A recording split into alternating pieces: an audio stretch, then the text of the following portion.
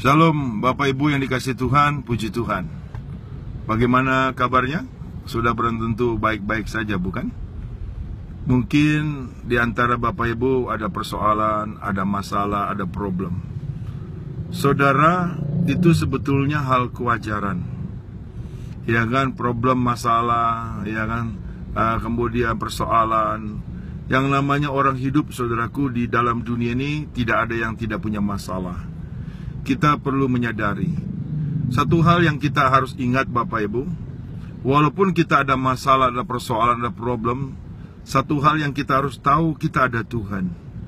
Dan itulah pengharapan kita yang luar biasa.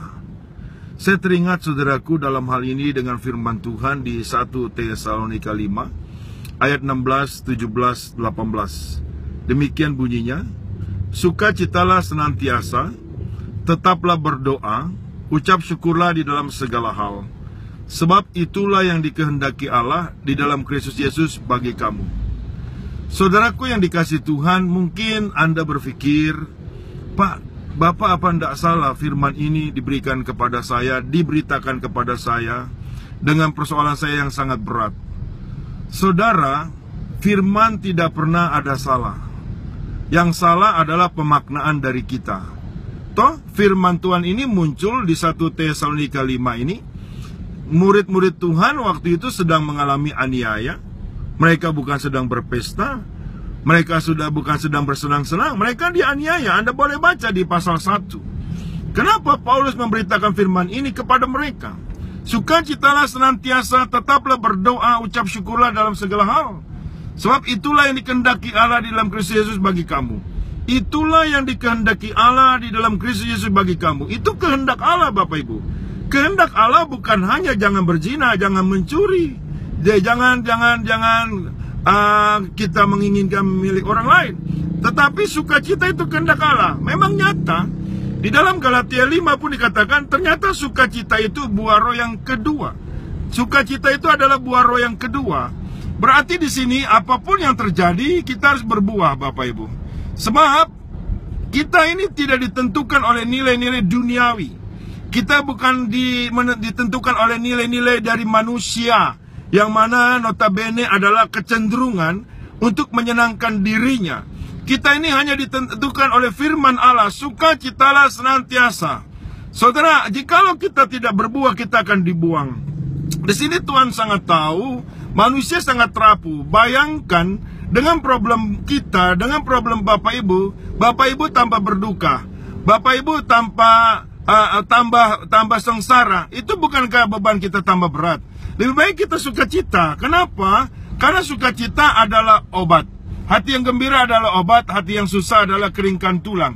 Sukacita adalah untuk kita berbuah, dan kita harus membuktikan bahwa kita tidak kalah dengan masalah, kita tidak kalah dengan persoalan, tapi kita akan memenangkan hal demikian. Sebab itu adalah perintah Tuhan. Tuhanlah yang bertanggung jawab atas nilai yang keberadaan kita. Tuhan bukan tidak tahu atas masalah kita. Tuhan sangat tahu atas masalah kita. Tuhan sangat tahu akan problem kita. Kalau Tuhan tahu, saudaraku, tidak mungkin Tuhan tidak menolong. Tidak mungkin Tuhan ini tidak bertindak kepada kita, saudaraku.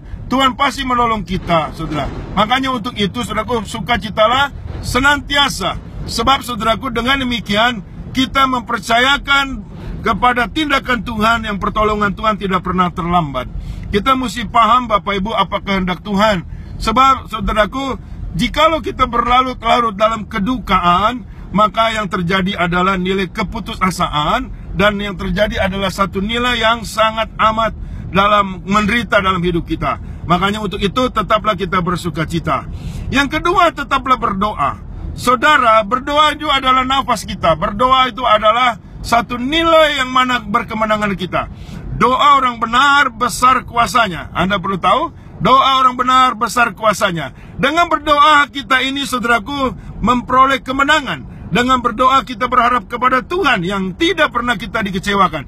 Dengan berdoa bahwa seluruh persoalan kita serahkan sama Tuhan. Dengan berdoa kita benar-benar sebagai orang beriman. Iman tanpa perbuatan hakikatnya adalah mati.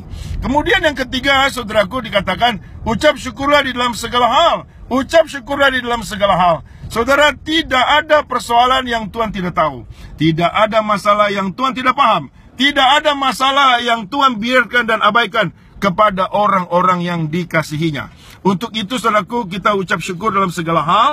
Sebab semuanya hidup ini bukan kebetulan. Semuanya hidup ini, saudaraku, kenyataan. Dan Tuhan pun nyata, real, dia ada. Dan dia itu selalu tepat waktunya menolong kita. Allah kita Allah yang bisa dirasakan pertolongannya, yang bisa dirasakan kasihnya, yang bisa dirasakan, saudaraku, tindakannya. Allah kita Allah Immanuel, Allah kita Allah yang setia. Saudaraku, kiranya firman Tuhan ini untuk memberikan kita kekuatan dan kita berkemenangan. Kita setia di dalam Yesus untuk selama-lamanya sampai Tuhan datang kali yang kedua. Haleluya. Shalom. Glory. Haleluya.